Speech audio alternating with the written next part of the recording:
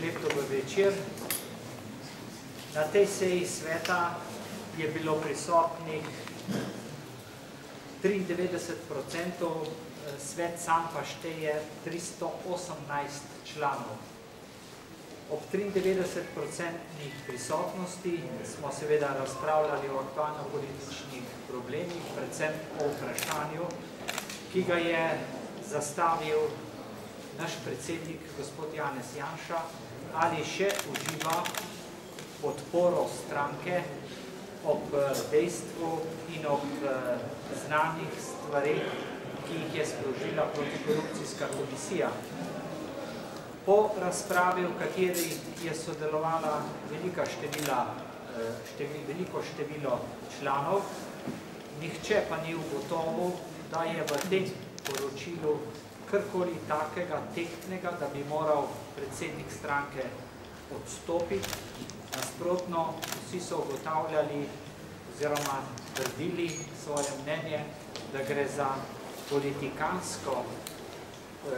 politikanski konstrukt, ki je osnovan na zelo čudnih predpostavkah, in tako je glasovanje sledilo, je za zaupnico glasovalo 98,6%.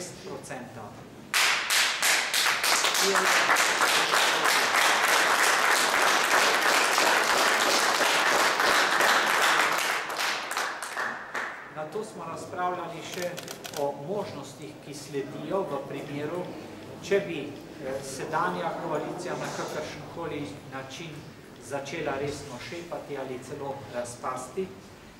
In je svet stranke soglasno sprejel, da v tehnično vlado ne gremo, da v primeru, če se pojavi možnost, da kdo drug sestavi vlado ali prevzame odgovornost, bomo seveda konstruktivno sodelovali, vendar naj tisti prevzame odgovornost, kot sledi v takih primerih.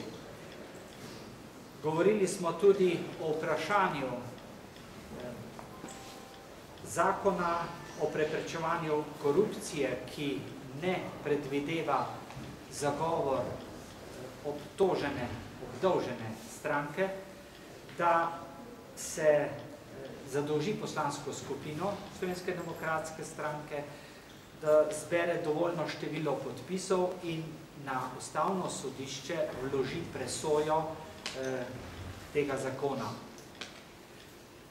Na koncu seveda smo razpravljali tudi o drugih pomembnih stvareh, vsekakor pa je stranka pokazala danes veliko enotnost in veliko podporo predsedniku ter dosedanji politiki stranke.